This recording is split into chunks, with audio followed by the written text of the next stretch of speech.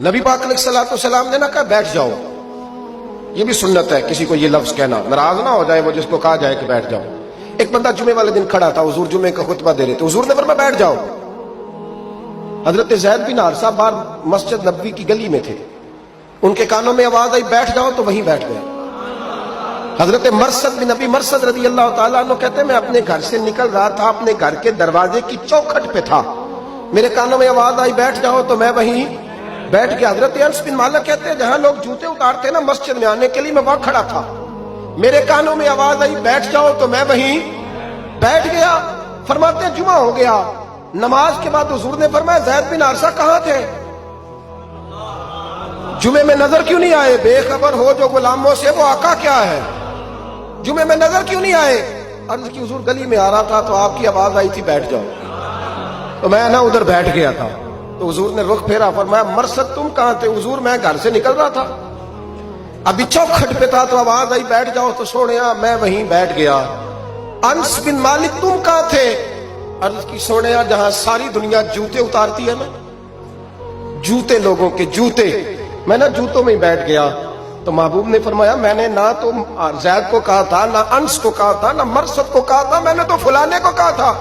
عرض کی حضور آپ نے نام تو نہیں نہ لیا، آپ نام تو نہیں نہ لیا کہ فلانا، آپ نے کہا بیٹھ جاؤ۔ تو حضور ہم غلامی والے لوگ ہیں، ہم ویسے نہیں کرتے، جس کے کانوں میں جہاں آواز گئی وہ وہیں بیٹھ گیا۔ ہم نے نہ کبھی قطرے پہ غور کیا اور نہ دریا دیکھا، بس جہاں تیری جھلک دیکھی وہیں ڈوب گئے۔ یہ کیا بات ہوئی کہ اللہ رسول سے رشتہ بھی ہے تو کرتا ہوں تو دیکھتا ہوں تو دیکھ لیتے ہیں تو چلتے ہیں؟ نہ یہ کچے لوگوں کی باتیں، یہ کمزور لوگوں کی باتیں، یہ ان لوگوں کے معاملات ہیں کہ جو بڑے چھوٹے دل کے لوگ ہیں۔ آپ نے کہہ لیا اللہ ہمارا رب ہے تو قرآن کہتا ہے جب کہہ لو نا کہ اللہ رب ہے، ان الذین قالوا ربنا اللہ ثم استقاموا تتنزل علیہم الملائکہ، جب تم نے کہا کہ اللہ ہمارا رب ہے تو پھر ڈٹ جاؤ، اللہ تمہاری مدد کے لیے فرشتوں کو بھی نازل فرما دے۔ حضرت ابو ذر غفاری کلمہ پڑھنے آئے،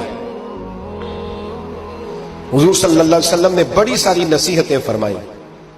ایک نصیحت حضور نے فرمائی ابو ذر ادھر دیکھنا میرے یارو میری طرف، ایک نصیحت حضور نے یہ فرمائی، فرمایا ابو ذر لوگ نا تجھے میرا نام لے لے کے تانے دیں گے کہ تو بھی ان کا ہو گیا ہے، جے کر یار دے نام دا ملے میرا۔ ہاں لوگ تجھے تانے دیں گے، کہیں گے اب تو بھی ان کا ہو گیا ہے، تو بھی اپنے باپ دادا کا دین چھوڑ گیا ہے۔ تو کہا کہ ملامت جب لوگ تجھے کرے نا تو ملامت کرنے والوں کی پرواہ نہ کرنا، تانا دینے والوں کی پرواہ، تانے بڑے مزیدار ہوتے ہیں، آپ یقین کریں، تانے بڑے مزیدار ہوتے ہیں، بڑے شاندار ہوتے ہیں تانے، اور ان میں نا کئی دفعہ بڑا چسکا ہوتا ہے۔ کبھی کبھی کچھ باتیں یاد آتی ہیں کہ فلاں بندے نے فلاں موقع پہ فلاں بات کی تھی، کبھی کبھی یاد آتی ہے اور دل بھی کرتا ہے اس کو یاد کرائے، پھر خیال آتا ہے کہ یہ بات نہ کرتا تو شاید اللہ اتنا اونچا اڑنے کا موقع ہی نہ دیتا۔ تم دیے باد مخالف سے نہ گھبرا اے عقاب، یہ تو چلتی ہے تجھے اونچا اڑانے کے لیے۔ تو نبی کریم علیہ السلام نے کہا ابو ذر ذرا غور کیجئے گا بات کا، لوگ نا تجھے اب تانا دیں گے، برا کہیں گے۔ اب تو جو دین قبول نماز پڑھتا ہے لوگ شاباش دیتے ہیں، تبلیغ کرتا ہے لوگ، اس زمانے میں تو تانے ملتے تھے، لوگ تانے دیں گے، ذرا خیال کرنا۔ کہا یا رسول اللہ بس وعدہ ہو گیا، دے لے جس نے جتنا تانا دینا ہے، دے لے، ختم ہو گئی بات۔ حضرت ابو ذر نا یہ اس وقت صحابہ چھپ چھپ کے نمازیں پڑھتے تھے حضرت زید بن ارقم کے گھر میں، دار ارقم، وہاں سے باہر نکلنے لگے نا کلمہ پڑھ کے حضور سے وعدہ کر کے، تو دروازے پہ گئے تو ایک صحابی نے کہا کہ ابو ذر ابھی باہر جا کے بتانا نا کہ میں مسلمان ہو گیا ہوں، ایک تو لوگ تمہیں تانے دیں گے اور دوسرا ہو سکتا ہے مارے بھی، باہر جا کے بتانا نا ورنہ لوگ نا برا کہیں گے۔ تو حضرت ابو ذر غفاری نے غور سے اس صحابی کا چہرہ دیکھا اور کہنے لگے مشورہ آپ کا ٹھیک ہے پر میں نے ماننا کوئی نہیں، مشورہ آپ کا ٹھیک ہے پر میں کوئی نہیں مانوں گا۔ کہا کیوں؟ فرمانے لگے میں نے ابھی نبی کریم سے وعدہ کیا ہے کہ میں کسی کی پرواہ، میں نہیں پرواہ کروں گا کسی کی، ختم ہو گئی بات، مارے جس نے مارنا ہے، دیتا نہ جس نے دینا ہے، ابھی تو وعدہ کیا۔